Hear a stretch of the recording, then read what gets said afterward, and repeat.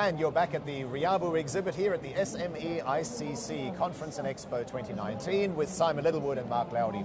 The Minister for Trade and Industry, Chun Singh, this morning on stage, had quite a lot to say about scaling up.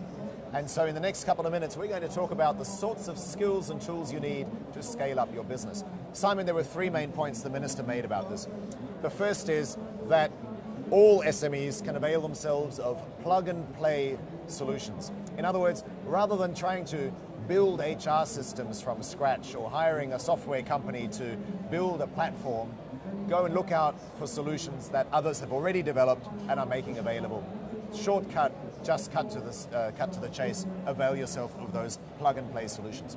The second point was the need for scale, because those plug-and-play solutions will allow you to scale up quickly. But he also said that after about 100 million in revenue, it becomes much more difficult to get to the next 100 or even 500 million and beyond, because the skills that you have in order to get to 100 million may not be applicable to get to the greater scale beyond that. And the third part was about government grants, and he very interestingly said that the whole government grant scheme is being remodeled so that rather than SMEs having to go and look for which grant is suitable for them and applying for it and going through that process, they're looking for the government to actually, for you to go to the government with your plan and say, here it is, this is what I want to do. The government then says, okay, these are the schemes that are right for you. We'll now help you to apply for them. I guess more of a company-centric rather than a grant-centric approach. But back to scaling up, Simon.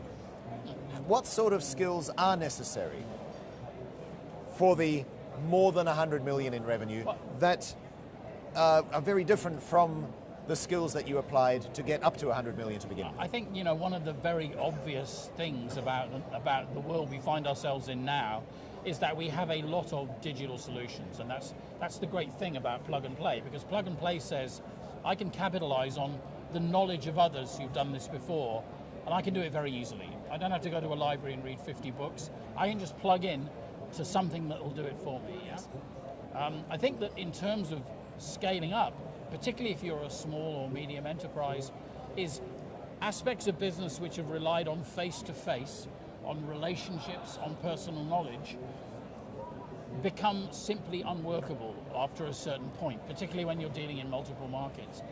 So you need to focus on having clear process, clear ownership across functions within your company of who does what.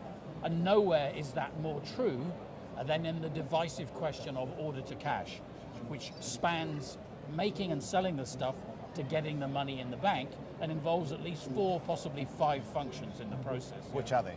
Well, they would be design and manufacturing, there would be sales, there would be marketing, there would be supply chain, which is delivering it, and there'd be finance that sadly often finds itself at the end of the day trying to collect the money when nobody early in the process has really bothered to give that much focus. Yeah.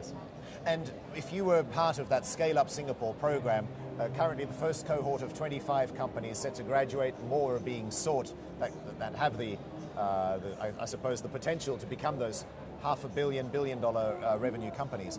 What would you advise them about managing their receivables and cash flow and that order to cash process that you mentioned? Yes, I mean, it needs to be professionalized. You need to move away from a personal relationship thing to a situation where you have clearly defined roles all the way through the order to cash process, which span different functions.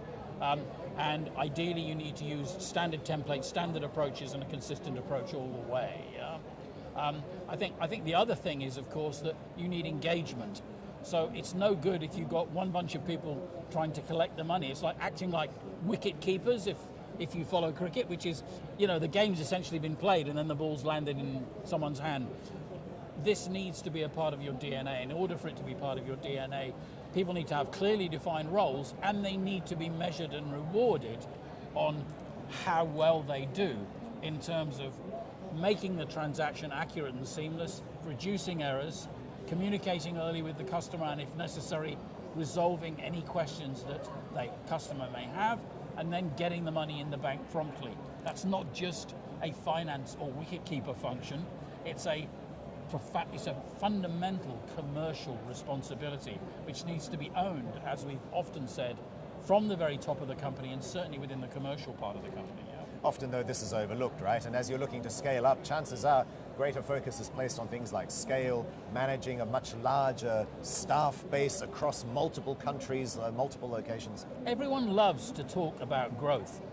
And you know, the fact of the matter is, for very, very many companies, growth creates significant risk simply by virtue of the fact that the level of cost and investment as a function of dollars earned may well increase, particularly if you go abroad, because there are new capabilities that you need to deploy.